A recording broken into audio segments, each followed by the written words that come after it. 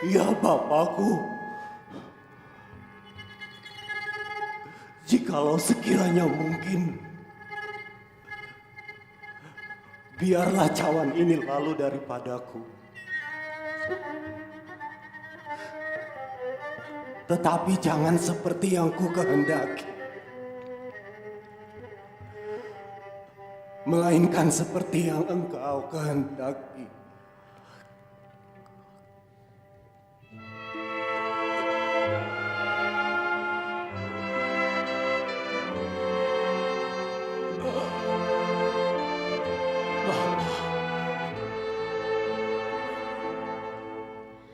Hatiku pedih menatapmu, seorang diri duduk terpaku. Tetesan darah mengganti keringatmu, membasahi tubuhmu.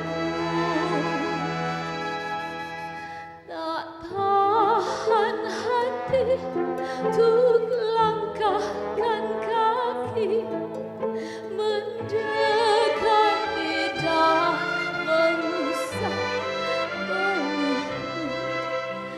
Namun engkau ingin sendiri, beningkan batin bagi tugas suci. Kuatkan hatimu.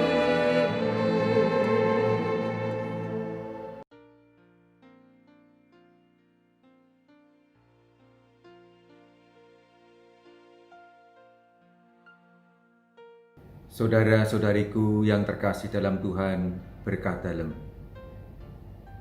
Apakah Anda pernah mempunyai pengalaman ikut larut di dalam kepedihan atau kegalauan orang lain dan itu dialami secara mendalam? Pernah ya? Coba ingat-ingat, mengapa waktu itu Anda begitu larut di dalam kepedihan atau kegalauan orang lain itu?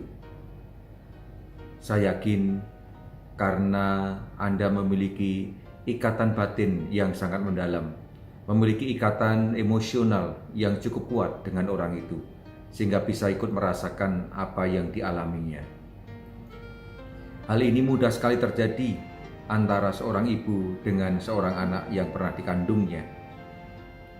Ikatan batin yang sangat kuat antara seorang ibu dengan anak yang pernah dikandungnya memampukan sang ibu untuk ikut merasakan apa yang dirasakan dan dialami oleh anaknya atau sebaliknya, meskipun keduanya berada di tempat yang sangat berjauhan. Berulang kali saya mendengar bagaimana seorang ibu memiliki firasat atau feeling yang tidak enak terhadap anaknya. Beberapa hari kemudian baru ketahuan bahwa ternyata anaknya sakit di tempat lain atau di tempat perantauan.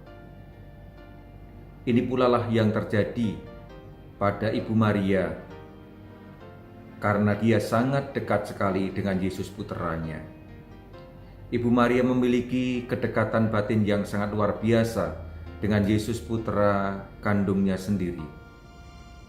Dan dia tahu apa yang bakal terjadi dengan dirinya akhir-akhir kehidupan Yesus.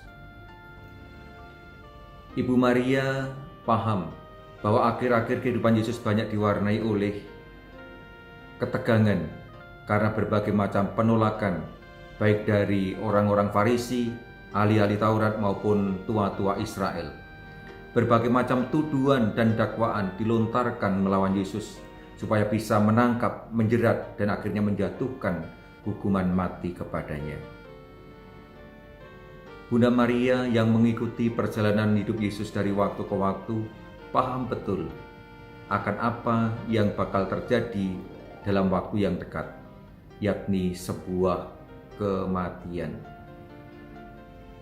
Dan Bunda Maria paham betul bahwa Yesus tidak mungkin bisa melarikan diri dari peristiwa kematian itu nanti. Maka bisa dibayangkan apa yang dirasakan oleh Ibu Maria, yang dirasakan oleh seorang ibu terhadap anaknya yang sedang menyongsong kematiannya. Sebuah kepedihan, rasa duka, rasa pilu yang sangat mendalam sekali. Ibu Maria tahu inilah saatnya, saat di mana sebilah pisau, sebuah pedang akan menembus jiwanya, sebagaimana dikatakan oleh Simeon. Dan itu terjadi ketika dia harus menyaksikan dengan mata kepalanya sendiri penderitaan dan kematian putranya Yesus di kayu salib. Bunda Maria sadar inilah saatnya. Maka dia begitu hanyut, begitu larut di dalam pergulatan batin Yesus ketika Yesus berdoa di Taman Getsemani. Bagaimana dia mengalami kesepian ditinggalkan oleh murid-muridnya yang tertidur. Bagaimana dia bergulat sendirian untuk menghadapi maut dan berdiskusi tawar-menawar dengan Allah Bapanya. Bunda Maria begitu dalam mengalami kepedihan bersama putranya. Bisa sangat dibayangkan apa yang berkecamuk di dalam batinnya menyaksikan anaknya mengalami pergulatan batin yang sangat luar biasa. Hatinya tidak tega melihat kepedihan itu, ingin menolongnya, ingin menyelamatkan, ingin membebaskannya dari situasi ini. Namun Bunda Maria sadar itu semua tidak akan mungkin terjadi. Dia tahu Yesus putranya adalah seorang pribadi yang taat terhadap kehendak Bapanya. Dan dia pasti harus menghadapi kematian itu demi keselamatan umat manusia. Yesus sadar akan putusannya, demi ketaatan kepada Bapa, dia harus menanggung semuanya ini demi keselamatan umat manusia. Menyadari dan memahami situasi yang dihadapi oleh Yesus ini, maka Bunda Maria tidak mempunyai pilihan lain kecuali menemani, menyertai, menguatkan dengan doa-doanya. Di Taman Getsemani inilah Bunda Maria ikut bergulat dan menyertai Yesus yang berdoa sendirian agar anaknya menjadi kuat dan setia sampai akhir kehidupannya. Dan ternyata kehadiran, penyertaan dan doa Sang Bunda sungguh-sungguh meneguhkan dan menguatkan Yesus hingga dia dengan sukarela berucap kepada Allah Bapanya, "Ya Bapa, kalau cawan ini tidak mungkin berlalu kecuali apabila aku meminumnya, terjadilah kehendak-Mu." Sebuah kepasrahan penuh kerelaan, dan itu semua antara lain karena dukungan Sang Bunda yang senantiasa setia menyertai, menemani, dan mendoakan. Saudara-saudariku yang terkasih dalam Tuhan, bagi kita pun Maria adalah seorang ibu. Dialah bunda kita, dialah ibu kita yang senantiasa hadir menyertai kita, anak-anaknya.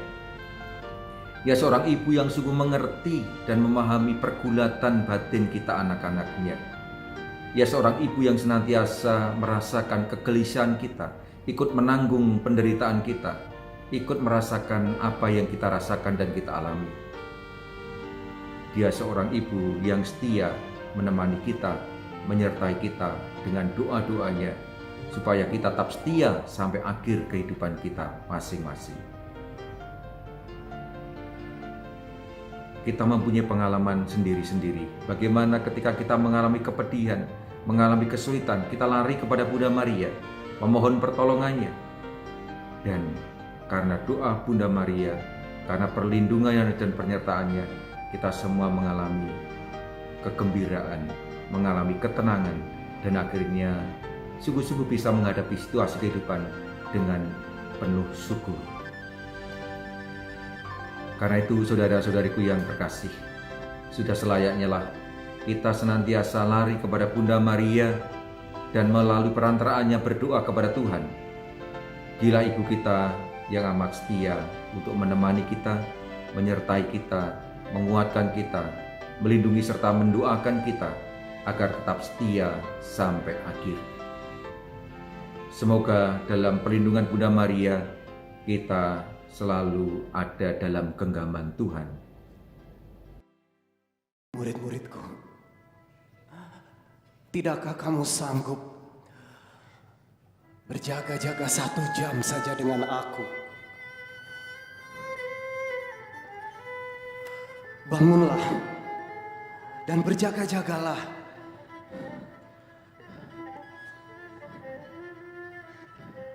Supaya kamu jangan jatuh ke dalam pencobaan.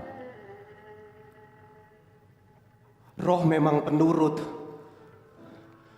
tetapi dagingmu lemah.